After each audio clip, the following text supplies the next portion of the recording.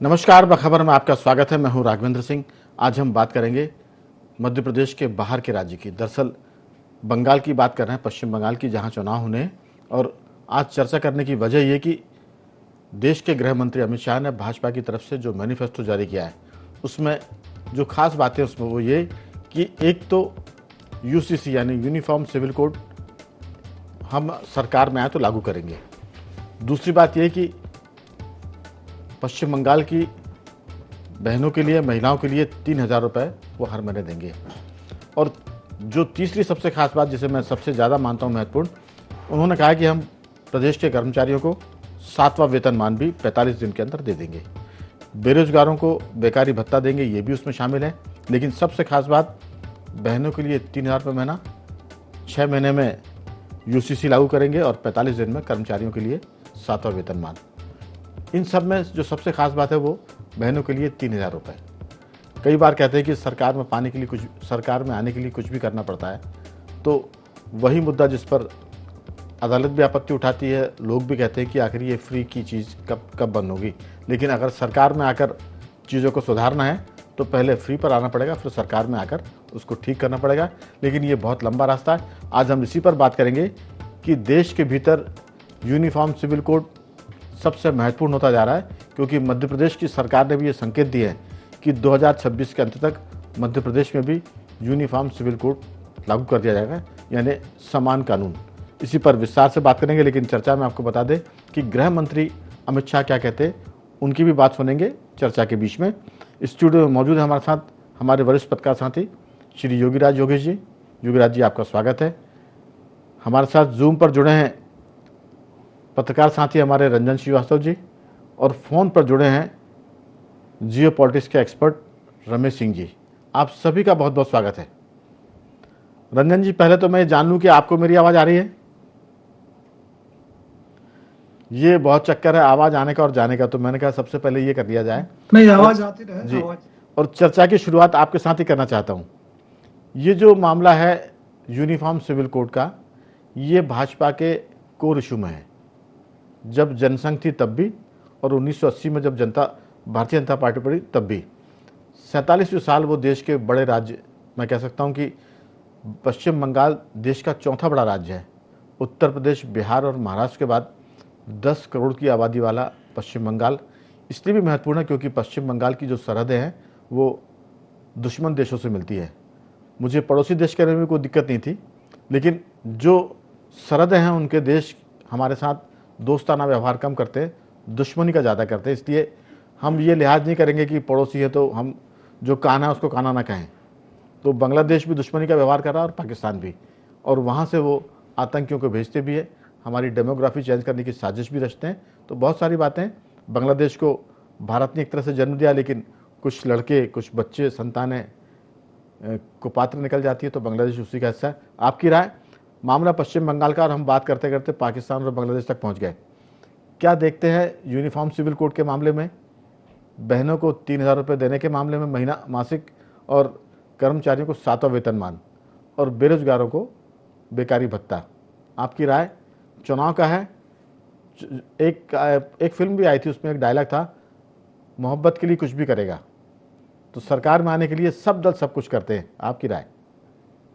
नहीं, देखिए, आपने कहा कि आप शुरुआत में बोला आपने कि आप दूसरे प्रदेश की बात कर रहे हैं, तो थोड़ी असहमति आपसे है। एक्चुअली आप मध्य प्रदेश की भी बात कर रहे हैं जी। अगर आप, क्योंकि जो बीमारी है राघवेंद्र जी, वो तो हर जगह लगी हुई है और पूरी इकोनॉमी को ध्वस्त कर रहा है। तो आपका विषय मध्य प्रदेश को लेकर लिए पूरे राष्ट्रव्यापी विषय है, तो आपकी मैं सराहना करना चाहूंगा। नंबर 1, जो आपने यूसीसी की बात की, आपने बिल्कुल सही कहा, बहुत लॉन्ग पेंडिंग है और ये हमेशा भाजपा कोर इशू में रहा है। मामला 370 का हो, राम जन्मभूमि का हो, हाँ, यूसीसी पे लंबा जरा चल गया, बहुत डिले हो गया है। और चूंकि बंगाल में पाकिस्तान और बांग्लादेश की बात की, तो उस कॉन्टेक्स्ट में ही है यूसीसी, मुझे लगता है। अगर कोई भी कानून आने से देश में ऐसी एकरूपता आती है, किसी की धार्मिक जो भावनाएं हैं उसको बिना आहत किए हुए, उनके मान्यताओं को बरकरार रखते हुए, अगर देश हित में कोई ऐसा विषय है, जनसंख्या का विषय है, मैं घुसपैठियों, रंजन जी, मैं आपके प्रभाव को बहुत माफ़ी के साथ बड़ी विनम्रता से जी प्लीज थोड़ा सा उसमें कंकड़ डालना चाहता हूँ ये चीज़ें हमें, जब हम बोलते हैं कि किसी की धार्मिक भावना ना आहत हो, ये ना हो, वो ना हो, देश में जब हम समग्रता में काम करते हैं, सामूहिकता में जब काम करते हैं, तो बहुत सारी भावनाओं को रखना भी पड़ता है पीछे।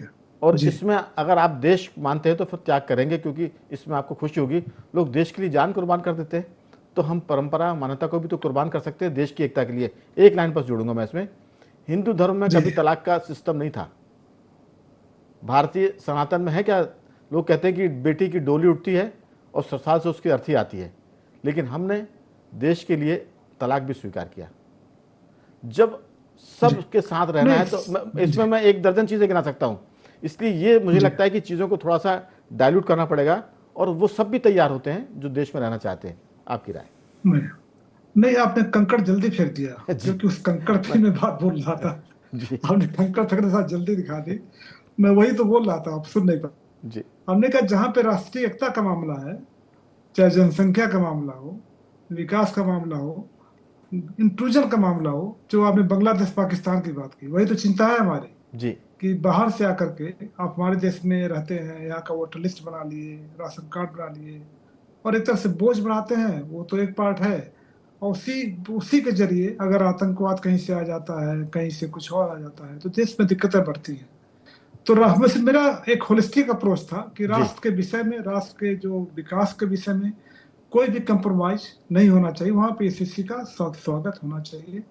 क्योंकि आपने राघवन जी जो बात अभी कही है, उसमें जहां पॉलिटिकल पार्टी आती है ना, चाहे कांग्रेस हो, बीजेपी हो, या थर्ड पार्टी हो, आम आदमी पार्टी हो, वो जरा मन संकित हो जाता है मेरा थोड़ा सा, कि कोई पॉलिटिकल एजेंडा जहां जाता है तो अच्छे से अच्छे कानून, अच्छे से अच्छे वो गड़बड़ हो जाती है। इसलिए उस संदर्भ में लिखा जी जी कि किसी को टारगेट करने के लिए ना मैं आपकी भावनाओं की कदर करता हूँ। मैंने थोड़ा सा जल्दी इसलिए कर दी कि मुझे लगता है कि ये चीजें स्प्रेड बहुत होती है। नहीं, हम आधा सेंटेंस बोलते हैं और लोग इसको गलत समझ देते हैं, इसलिए मैंने उसको क्लैरिफाई किया। मैं तो सेंटेंस पूरा नहीं हुआ था मेरा। जी जी। और मैंने ये बात बोली थी, विकास वाली बात और जनसंख्या वाली बात जी। और आते हैं सब उसमें जो मामला है, 3B का मामला है। तो मेरा मानना है कि बिल्कुल आपका सही चिंता है। जितने लोग पैनलिस्ट हैं, जितने लोग बुद्धिजीवी हैं देश के, वो चिंतित है इस बात से। सुप्रीम कोर्ट भी चिंता जाहिर कर चुकी है कि फ्रीबी वहां तक तो ठीक है जहां पे आप बीमारियां हैं जो देश की, उसको एड्रेस करने में उसको यूज करते हैं। जैसे मिड डे मील है तो बच्चों का ड्रॉप आउट कम हुआ है, साइकिल बांटने की स्कीम है, बच्चियों का ड्रॉप आउट कम हुआ है। लेकिन अगर पैसे के लिए पैसे आप देंगे तो हो क्या रहा है मध्य प्रदेश में जहाँ बैठे हैं हम लोग, वो भी एक अछूता नहीं है उससे, और कहीं आगे है उसमें। एक तो बहुत लंबा विषय और भी हमारे मित्र हैं, लोग बात करेंगे, लेकिन उससे क्या हो रहा है कि एक ऐसी फौज खड़ी हो रही है जो सुप्रीम कोर्ट के कहने में, कि उनका कहना है कि नॉन प्रोडक्टिव लोगों की फौज खड़ी हो रही है। पैसे अगर आ रहे हैं ठीक है, आप मध्य प्रदेश में कहीं जाते हैं, रमन जी आप भी जाते होंगे, विराज जी भी जाते होंगे, हमें अक्सर शिकायतें मिलती हैं कि उनको मजदूर नहीं मिलते काम करने जी। तो बैलेंस रखना पड़ेगा। विषय को भी आगे बढ़ाइए और बात करेंगे। मेरा ये कहना है कि एक उसमें एक बैलेंस होना चाहिए, और सुप्रीम कोर्ट मुझे लगता है कि पॉलिटिकल पार्टी तो करने से रही, सुप्रीम कोर्ट ने कुछ कर दिया, नहीं तो बीमारी बढ़ती जा रही है। बिल्कुल, हमें लगता है कि ये बीमारी लाइलाज हो गई है। हर राज्य के ऊपर उसके बजट के बराबर कर्ज हो गया है। जितनी आमदनी नहीं है उससे ज़्यादा कर्ज है, और जितने विकास कार्य पे खर्च नहीं होता उससे ज़्यादा ब्याज पे पैसा जा रहा है, और बाकी जो बचता है वो सिर्फ वेतन और भत्तों में जाता है। तो बहुत कम पैसा डेवलपमेंट के लिए बचा है। लेकिन वो तो प्राइवेट सेक्टर को हम धन्यवाद करें कि मनमोहन सिंह या नरसिम्हा राव जी ने प्राइवेट सेक्टर को जो थोड़ा खुलापन किया था, और मोदी सरकार ने उसको और बड़ा दरवाज़ा कर दिया है, उसके चलते हमको डेवलपमेंट दिख रहा है। वरना सड़कें भी नहीं होती, बिजली भी नहीं होती, और बहुत दिक्कत जाती। सड़कें प्राइवेट सेक्टर बना रहा है, टोल नाके से वसूली कर रहा है। आप देखिए कि बिजली के मामले में भी ये स्थिति कि बड़े बड़े छोटे शहरों में प्राइवेट कंपनियां बिजली की आपूर्ति कर रही हैं और वसूली कर रही हैं बिलों की। तो ये बहुत सारी बातें, लेकिन आर्थिक तंगहाली बढ़ेगी, और हमें लगता है कि जो जानकार होंगे उनके पास कोई नुस्खा होगा कि हम इससे कैसे बचेंगे। लेकिन हम जो नासमझ लोग हैं वो चिंता करते हैं और उसमें दुबले होते हैं। मेरी राय इसमें यह कि बजट से ज़्यादा जब कर्ज होगा तो फिर दिक्कतें जाएंगी, और ये चीज़ें जो इसके विशेषज्ञ वो कहते हैं कि अमेरिका तक इससे अछूता नहीं है, वहाँ की सरकार भी बहुत सारे कर्ज में डूबी हुई है। तो कोई रास्ता निकलेगा, उम्मीद करते हैं कि ऐसा कुछ होगा कि सारे कर्ज माफ़ और नए सिरे से वित्त व्यवस्था शुरू की जाए।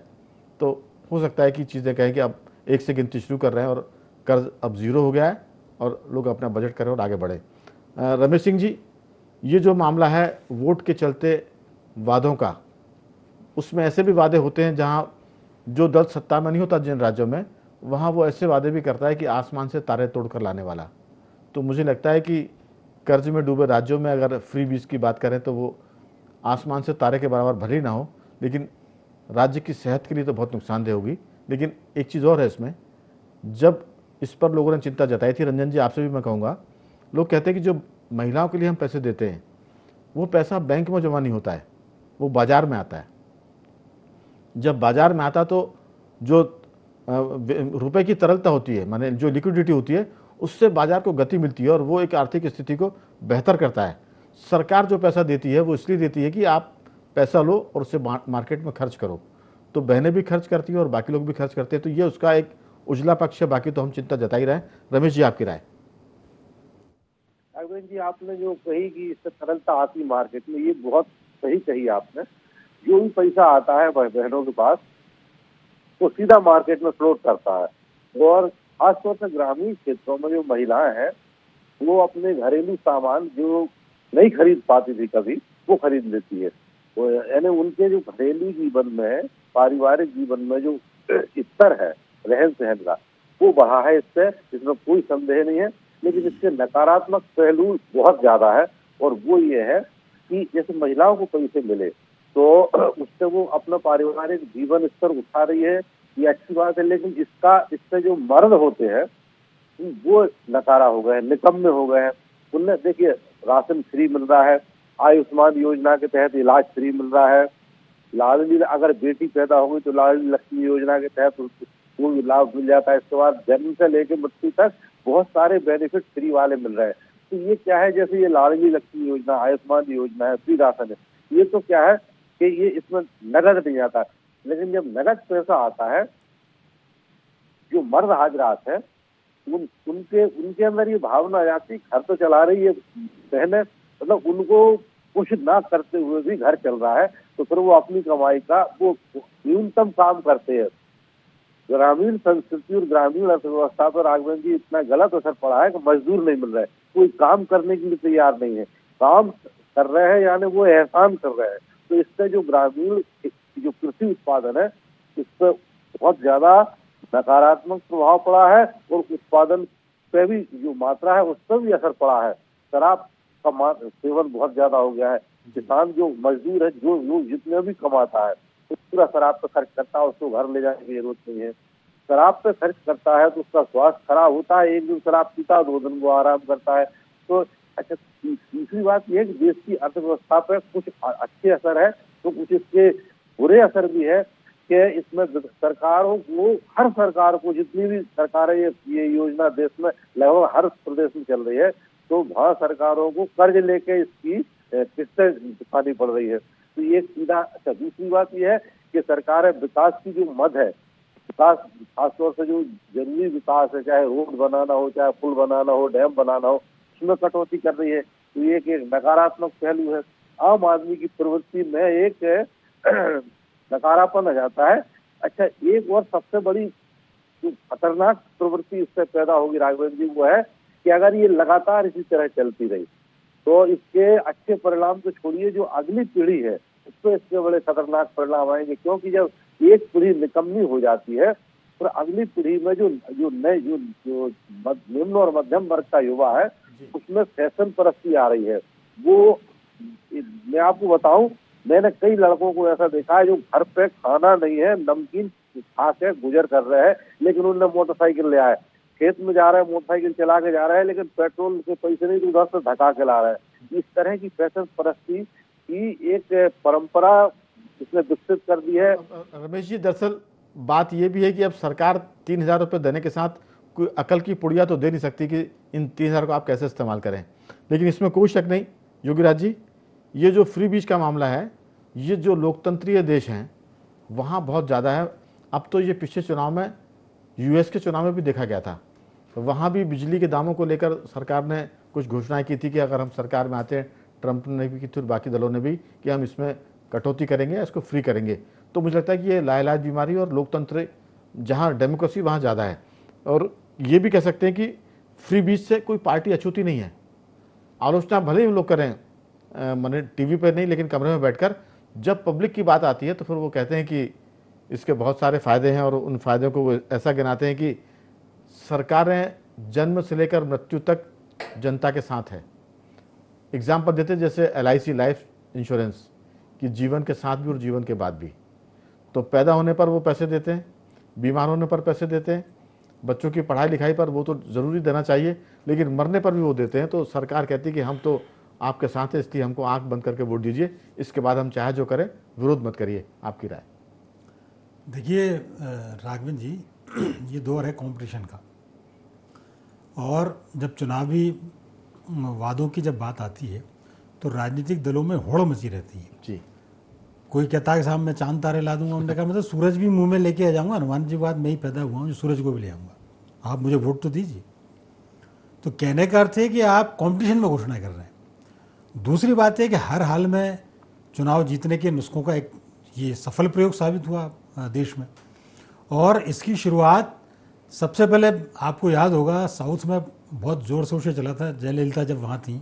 इसके पहले भी जो वहाँ के फिल्म इंडस्ट्री के जो कलाकार राजनीति में आते थे, तो वहाँ रंगीन टेलीविज़न की शुरुआत हुई थी। फिर 5 किलो चावल देने की बात हुई। ये फ्री बीज वहाँ से चला आ रहा है जी। और ये आते आते अब यहाँ आ गया 3000 रुपये तक आ गया। इसमें एक लिमिट तय होना चाहिए। ठीक है, आपको लगता है सरकार ये भर बचा है कि वो योगीराज जी की जेब से निकाल के उनके पड़ोसी को पैसा देते हैं, बस ये सरकार की योजना बची है, बाकी तो सरकार सब कर रही है। हो रहा है जी। हो यही रहा, हमारा पैसा जा रहा है। जी नहीं, वो भी जिस दिशा में जातिगत की राजनीति आप जा रही है, आप बताइए 80% लोगों को एकजुट करने के चक्कर में आपने 20% लोगों को बेड़ दिया, जिसको ग्रामीण भाषा में मैं बोलूँ जो बेड़े होते हैं उसमें बेड़ दिया आपने 20% लोग। आप उन 20% को कुछ मान ही नहीं रहे। आपको कायस्थ नहीं चाहिए, आपको ब्राह्मण नहीं चाहिए, आपको बनिए नहीं चाहिए, आपको ठाकुर नहीं चाहिए। इन चारों को आपने बिल्कुल एक वन साइडेड कर दिया, आइसोलेट कर दिया उनको। हाँ, इस तरह से। और आप में होड़ मची हुई है कि 80% वोट, हम गर्व से कह रहे हैं लोग कि 80% लोग हमारे साथ हैं। तो मतलब आप 80% के चक्कर में जो बेचारे 20% जो लोग हैं, आप उन पर अत्याचार करेंगे। आप सवर्णों में जो गरीब लोग हैं वो इसलिए पिस जाएंगे क्योंकि वो सवर्ण है, और 80% लोगों में कई लोग ऐसे हैं जो अरबपति खरबपति हैं, लेकिन उनको लाभ मिलेगा। तो ये सब वोट की राजनीति जी, इस पर विराम लगना चाहिए। इसका जो बोलते हैं ना रैशनलाइजेशन, युक्तियुक्तकरण करना चाहिए, और उसमें जो पात्र है उसको आप दो। और आज नहीं तो कल ये बात आएगी। बिल्कुल। अब एक लाइन और बस मैं बोलूँगा जी। ये बंगाल सबसे बड़ा स्टेट है। अभी तक जो लाडली बहना की बात हो रही है या अलग अलग प्रदेशों में अलग अलग नाम से ये योजना चली, वहाँ 1.25 करोड़ या 1.5 करोड़ महिलाएं थी। बंगाल के साथ 3 करोड़ महिलाएं हैं वहाँ, जिनको आप 3000 रुपये देने की बात पूरा बजट भी तो आप खत्म हो जाओगे जी बंगाल का जी। लेकिन ये कि अब चूंकि उसका कान यहाँ से पकड़ना दूसरे हाथ से पकड़ना, कुछ उसका तरीका निकाल लेंगे। अब इसके जी बताएं। लेकिन फिर भी मेरा ये मानना है कि इन सब पर एक लिमिट तय होना चाहिए, और आज नहीं तो कल तय होगी। क्योंकि ये ज़्यादा दिन तक नहीं चलेगा। हमने देखा हिमाचल में वादा कर दिया इन्होंने, और दूसरे स्टेट में वादा कर दिया, पूरा नहीं कर पा रहे उसको। अब 3000 रुपये देंगे, कब देंगे ये वादा भी उनको, उसमें जैसे वो कह रहे हैं कि 45 दिन में कर्मचारियों को 7वां वेतनमान, 6 महीने में यूनिफॉर्म सिविल कोड, तो महिलाओं को 3000 कब देंगे, ये भी हर पार्टी को घोषणा करनी चाहिए, ताकि लोग पकड़ सके कि आपका हाथ या आपकी ज़ुबान की, आपने कहा था 6 महीने गुजर गया, साल भर हो गया, क्यों पूरा नहीं कर रहे हैं। लेकिन रंजन जी, इसमें एक फ़ायदा है कि जिस ढंग से जातिवाद चल रहा, आरक्षणवाद चल रहा था, अब बहुत से हम ना सही हमारी अगली पीढ़ी या उसके बाद के लोग जाति रखना बंद कर देंगे। बोले हम किसी जाति के है ही नहीं। जैसे होता ना कि हम कोई धर्म नहीं मानते, एक ऐसा भी समुदाय है जो कोई धर्म नहीं मानता, तो अब ऐसे भी समुदाय या जाति हो जाएंगे हम कोई जाति नहीं है, ना ब्राह्मण है ना हिंदू, हम सिर्फ राघवेंद्र हैं, हम सिर्फ रंजन हैं। तो हमें लगता है कि अब वो ऐसी जाति को आप क्या करेंगे, आरक्षण देंगे नहीं देंगे, जो भी है। तो बहुत सारे फायदे लोग गिनाते कि कुछ ना मिलेगा तो अच्छा, और कुछ मिलेगा तो और भी अच्छा है। आपकी अंतिम टिप्पणी इस पर रंजन जी। नहीं सर, देखिए इकोनॉमिकली तो 2 ही जाति हैं पूरे देश में या विश्व में, एक अमीर और गरीब। बिल्कुल। लेकिन जो युवराज बता रहे थे, बिल्कुल सही बात है, आपने भी जो कहा, पूंजी तो वही है। अगर हम मिडिल क्लास के हैं, अगर हम सेलिट क्लास के हैं, अगर जी 100 रुपए मेरे पास आ रहा है तो घर में एजुकेशन पे खर्चा होगा, बीमारी पे खर्चा होगा, किचन पे खर्चा होगा। जब कुछ पैसे बचेंगे बचेंगे तभी तो हम देंगे। तो वही वही वही तो वही वही गवर्नमेंट की हालत है। अगर आप जब पीएसयूज पीएसयूज बैठे पड़े हैं, कमाई हो नहीं रही है, मैन्युफैक्चरिंग बैठ ठप पड़ा हुआ है, तो पैसे आप हमारी आपके जैसे जाएगा। और इसीलिए जो बजट है उससे ज्यादा लोन हो रहा है। और अभी स्टडी कर रहा था राघवन जी, जब आपका विषय आता तो मैं डर जाता हूँ, थोड़ा स्टडी कर लेता हूँ। जी वेनेजुएला की इकोनॉमी सिर्फ कोलैप्स हो गई क्योंकि उन्होंने खर्च फ्री देना शुरू कर दिया। जी वही वेनेजुएला जहाँ पे प्रेसिडेंट अपने प्रेसिडेंट को पकड़ के भी बुलाया था, नहीं, उठा दिया ऐसे था। ऐसे देशों की तो दुर्गति यही होती है, फिर वहां के जी राष्ट्रपति ऐसे उठाए जाते हैं जो फ्री बीच पर जाते हैं। जी जी जी उसमें एक लाइन और जोड़ना चाहूंगा। अमेरिका में दिक्कत इसलिए नहीं है कि अमेरिका में आबादी कम है और वो अमेरिका दादागिरी करके हथियार बेच करके संसाधन जुटा लेता है। तो हम तो 140 करोड़ हैं राघवन जी, तो हम उसी पैसे को कैसे खर्चा करें? और अगर हम सब फ्रीबी में देते रहेंगे तो 100% इंफ्रास्ट्रक्चर सफर करेगा और कर रहा है। बिल्कुल। हमारा विकास सफर कर रहा है। अर्थव्यवस्था जो है वो बिल्कुल उसकी रीढ़ टूट रही है, इतना बोझ है उसके ऊपर, जनसंख्या का बोझ है, फ्री बीज का बोझ है, और फिर फ्री बीज के लिए लिए गए कर्ज की अदायगी में ब्याज का बोझ है। तो ये बहुत सारी चीज़ें हैं। कहीं ना कहीं कोई भी चुनाव जैसे आ रहा है, एक चुनाव जरूर ऐसा आएगा जिस पर इस बात की भी चर्चा होगी कि अब ये सारी योजनाएं बंद की जाएंगी, लेकिन वो दिन कब आएगा हमको पता नहीं, लेकिन वो आएगा जरूर, इतना हम जानते हैं। रमेश जी, आपकी बहुत छोटी टिप्पणी।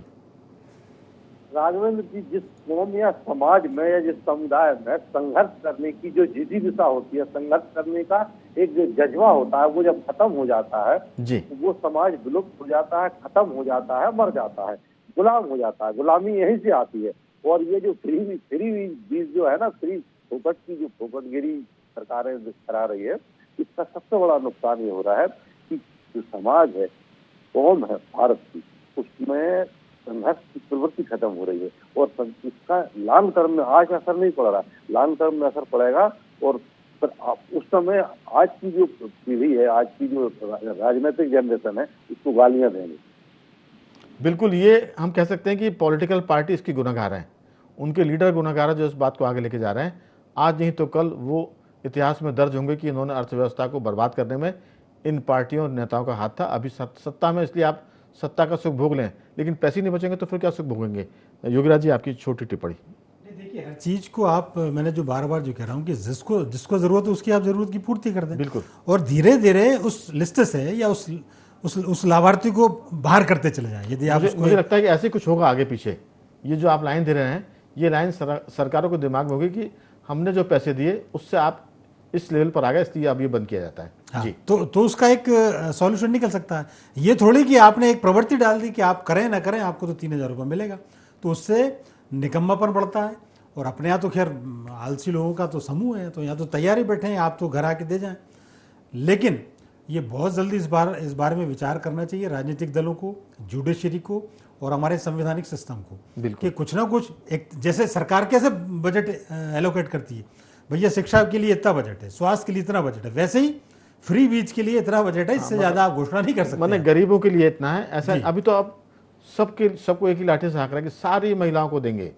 अब उसमें जो अच्छे परिवार की है वो दुखी है कि हमको नहीं मिल रहा पैसा, क्योंकि घरों में काम वाली बाई आके बताती है कि हमारे घर 3 तो हम बहू हैं और 2 हमारी ननंद है, 5 लोग हैं, तो हमको इतना पैसा मिल जाता है और इतने पैसे का हम ये कर लेते हैं। तो ये बहुत सारी चीज़ें, जो वो सोना खरीदी की बात करती है, मकान की किस्त अदा करने की बात करती है, लेकिन बहुत सारी ऐसी भी महिलाएं जो घर में दूध का इंतजाम करती है, पति की दवा का इंतजाम करती है और बेटों की फीस का इंतजाम भी करती है। तो ये लाभ तो है, लेकिन ये कीमत जो है वो अर्थव्यवस्था के को दाव पर लगा की जा रही है। मुझे लगता है कि इस पर सरकारें जरूर गौर करेंगी, कोई ना कोई रास्ता आर्थिक विशेषज्ञ निकाल भी रहेंगे। चलिए, इस चर्चा को हम ये रोकते हैं। मैं तीनों मेहमानों का धन्यवाद करता हूँ। रंजन जी, आपका साधुवाद। योगीराज जी, आपका बहुत धन्यवाद। और रमेश जी, आपका भी धन्यवाद कि आपने इस चर्चा में हिस्सा लिया। बखबर में आज इतना ही। बने रहिए हमारे साथ और देखते रहिए IND24।